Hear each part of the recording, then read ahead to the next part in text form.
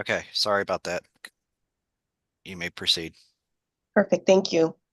Again, we're here to present the fiscal 2024 audit results. Oh, won't let me push down. Let's see.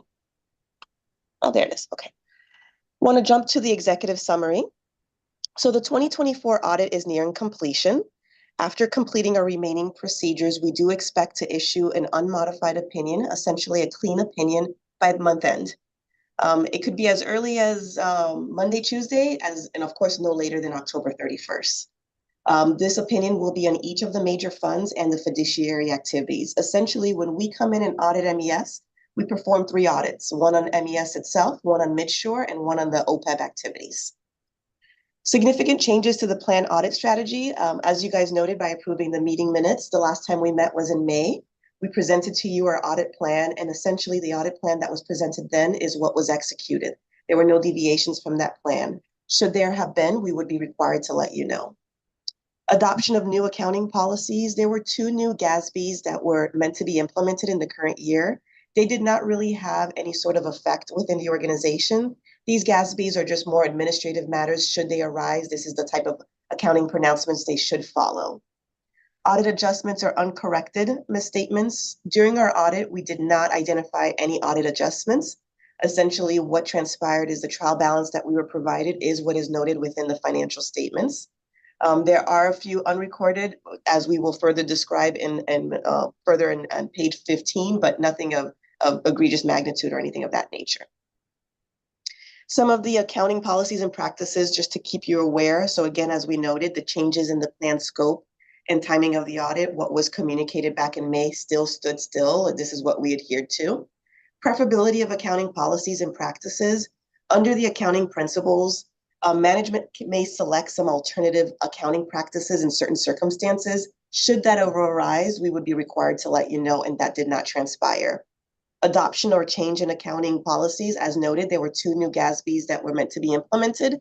Again, they're administrative in nature. They are not like the GASBs in prior years that really had a lot of more work to do and deal with. They're just, in case these things arise, this is the GASB you need to follow.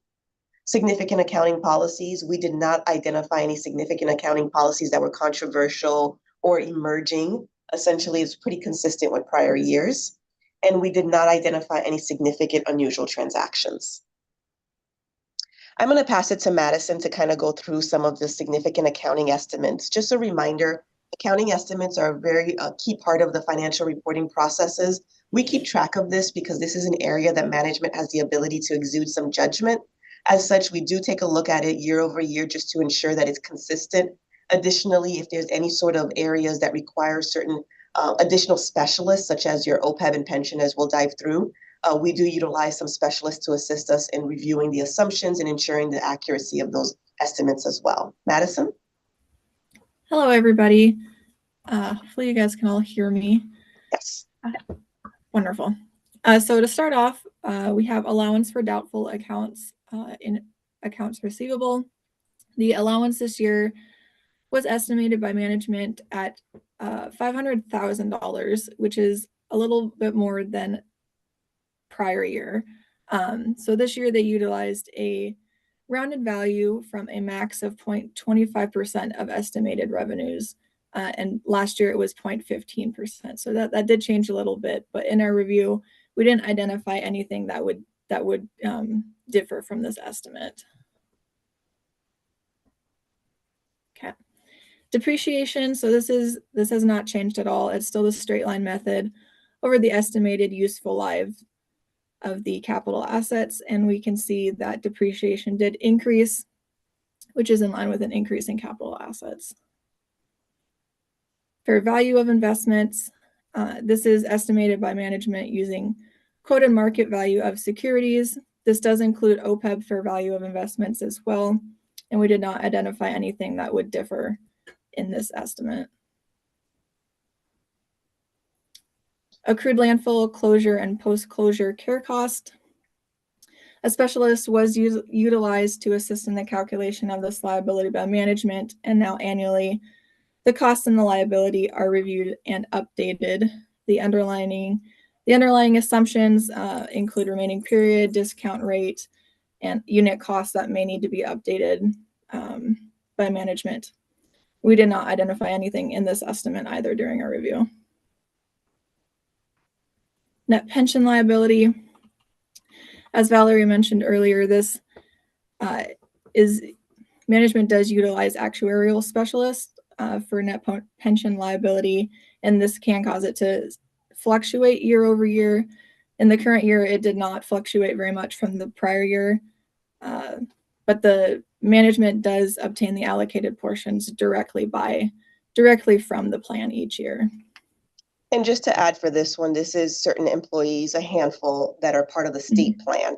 So what happens is the state provides the figures, and we in turn kind of review what the state has done to come up with it, utilizing our specialists to ensure the allocated amount to MES is still accurate and reasonable.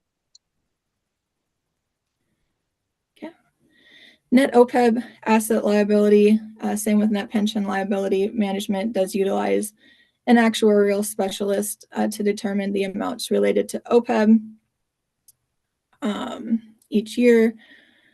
We also utilize our own actuary to help determine that the estimate is reasonable.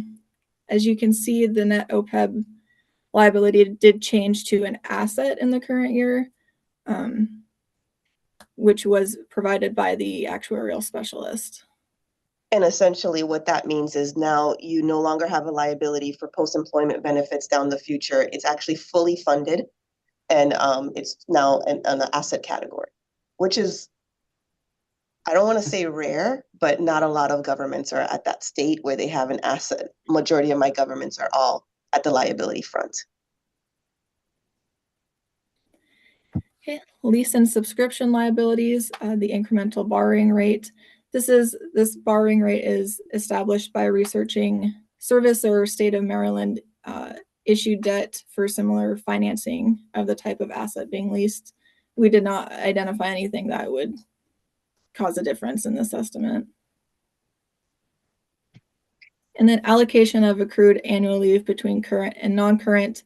For the current allocation, management utilized the amount of leave taken in the prior year, and for the 2024 current, it was 100% of the leave taken in the prior year. And here, just to kind of point a few things that you will see in the audit opinion. The first is on regards to the required supplemental information. So there are certain components within the annual report that is deemed as required supplemental information, such as the management discussion and analysis. Essentially, this paragraph that you will see in our opinion is outlining what those RSI are, required supplemental information, and how we don't opine on it, but what we do is we provide or perform limited procedures to ensure accuracy and consistency with the areas that we do opine on.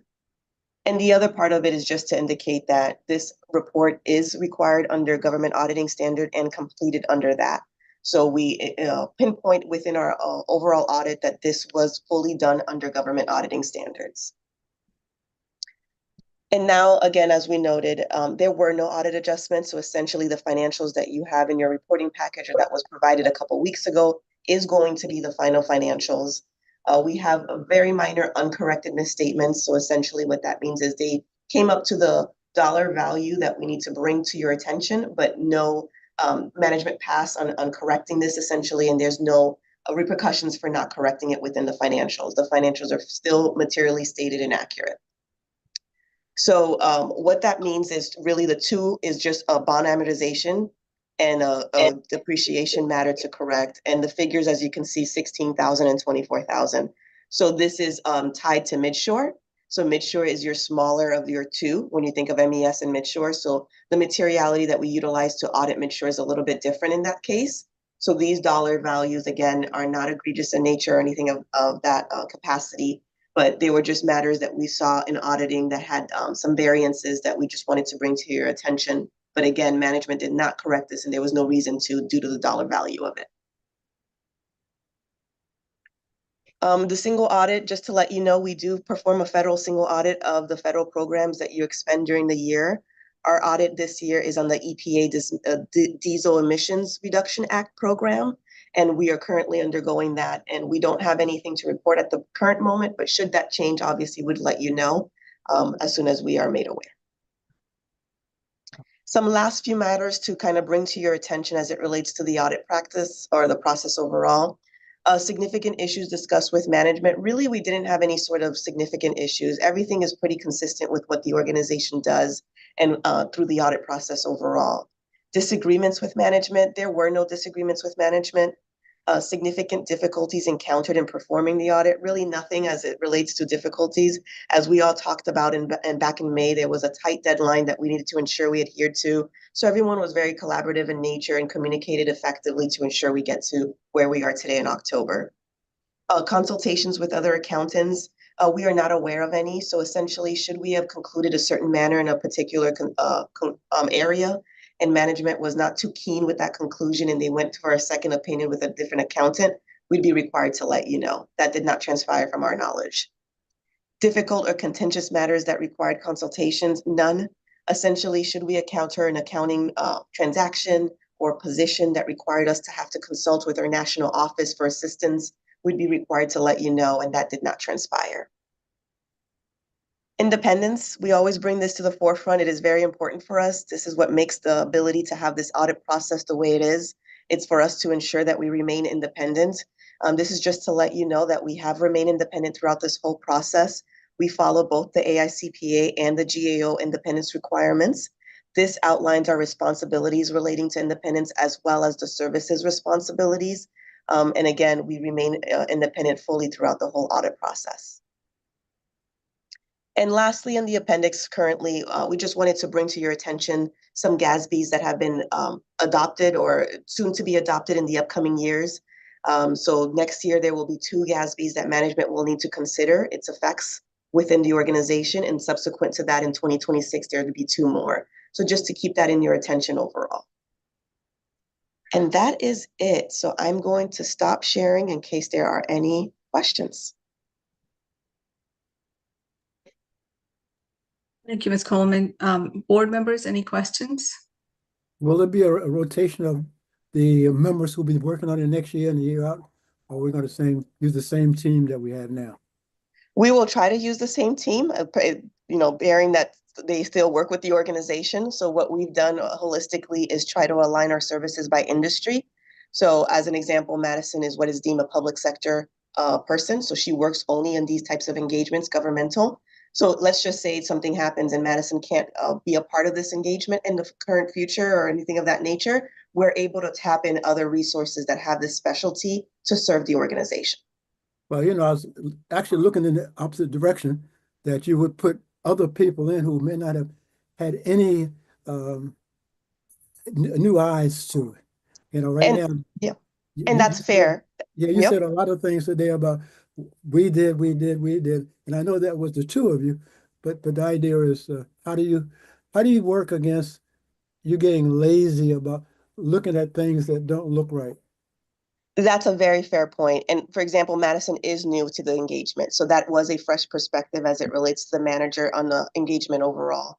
Additionally, there were certain auditing standards that we needed to employ, such as we don't normally indicate it, but we probably should in a more consistent manner, deem SAS 145. So that what required us to do is really take a dive into the internal controls of the organization and not just do something that doesn't allow us to look at it. So what that means is we had to look at the design and implementation of controls. So the combination of fresh perspective of the team, we do have a lot of fresh engagement seniors and staff on the engagement this year. I remain to be the consistent factor this year, really. Everyone else has been pretty much new. And then the additions of new accounting and auditing standards on our end that we need to adhere to, that requires us to ask a lot more questions, dive in the design and implementation of controls a little deeper, really keeps it in terms of being fresh. And both of those transpired this year. Really, everybody was new, and management can attest to that. There was new managers, new staff helping out, as well as, again, the new auditing standards to implement. Thank you. I would like to make a comment, if I may. Ms. Coleman has been on our assignment for many years, and I want to thank Ms. Coleman and Ms. Pauline for a thorough job. And Ms. Pauline came as a manager halfway through the assignment, and She has done an outstanding job. And as a matter of fact, all the questions we faced from her, we never faced before. So she is an expert now. And I really want to thank you because that makes me think, say, what we can do better, say how we can provide that upfront instead of, she coming back and then we have to provide the documentation, the backup and all that. So some of the questions that she asked, which is very valid question, that were never asked before. So now we know what questions we gonna be facing in the next audit. So we'll be prepared for it to give them upfront. Also, the auditing standards are getting tighter and tighter. So of course, it will change. The audit methods will be changed. The requirements will change. So, but I do want to thank you that it was a tight deadline, and you and your team did an outstanding job. Thank you. The deadline, though, are we gonna get it? I don't know whether Ms. Miss, Jones. I do. So is this report ready to present to the board on the 31st, Ms. Coleman? Essentially, it is. We're finalizing our last few procedures. So I do hope that we can probably issue Monday or Tuesday and not get it to the 1031. So then that way, when I do my executive summary to the board, we can say we've issued. And that cannot be a topic of discussion because I know that was an extensive topic last go around.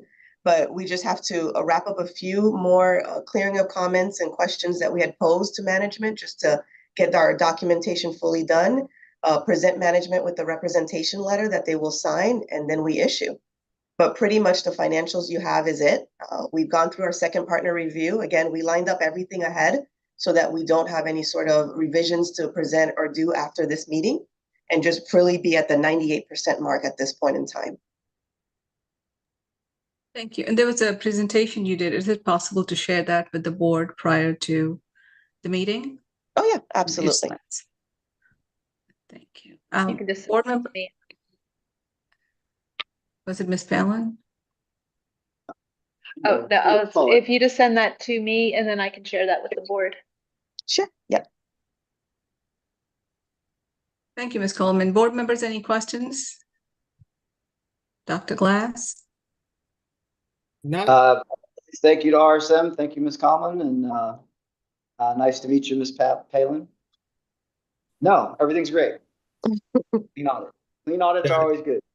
I have a quick question, kind of comment, and it does seem like everything is really great in what you presented today.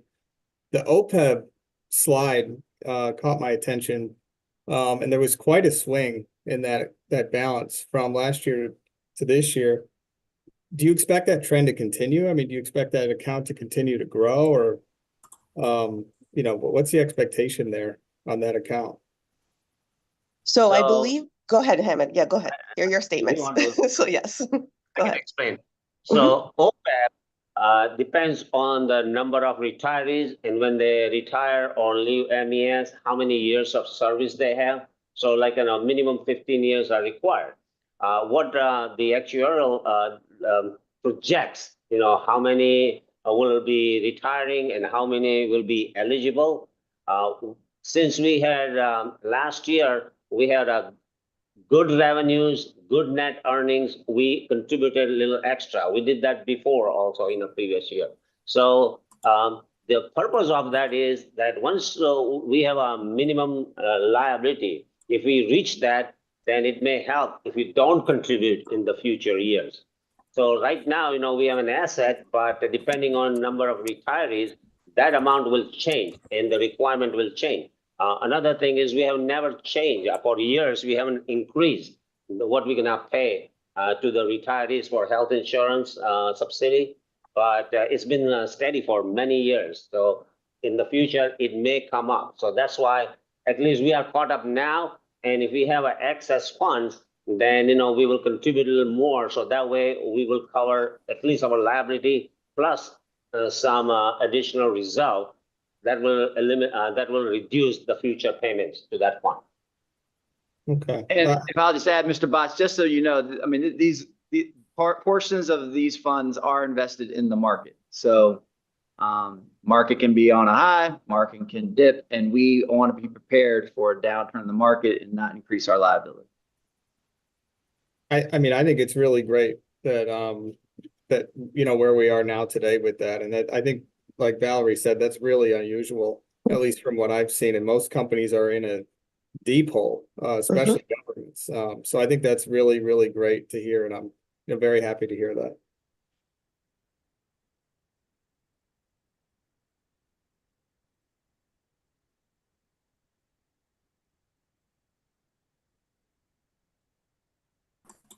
Well, thank you, Ms. Coleman. Thank you, Ms. Phelan, for your presentation, and we'll look forward to hearing from you next Thursday. Perfect. Thank you again. Thanks. Thank you. Bye. The next item on the agenda is new business or old business. Anything to report?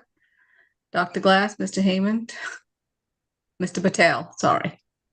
No, We don't have anything. we don't have anything. Any new business or old business. Just a comment, a follow-up, Mr. Boss' question. We have PNC as our investment advisors for OCAD. And the only thing that finance monitor is the allocation percentages. You know, how much to put in equity, how much to put it in bonds. We do not select the individual investments. And since the last year, a couple of years, the interest rate was high. We have higher amount of investment in cash, you know, that's the treasury, and the auditors did question that, and I had allowed that PNC to hold the cash. We still earn about, 4% interest on it instead of taking unnecessary risks. So, but mostly it is managed by PNC investments advisors, and we just give them the allocation, how much to invest in each kind of category. And last year was very good, 9% return. Some of the years are not that great.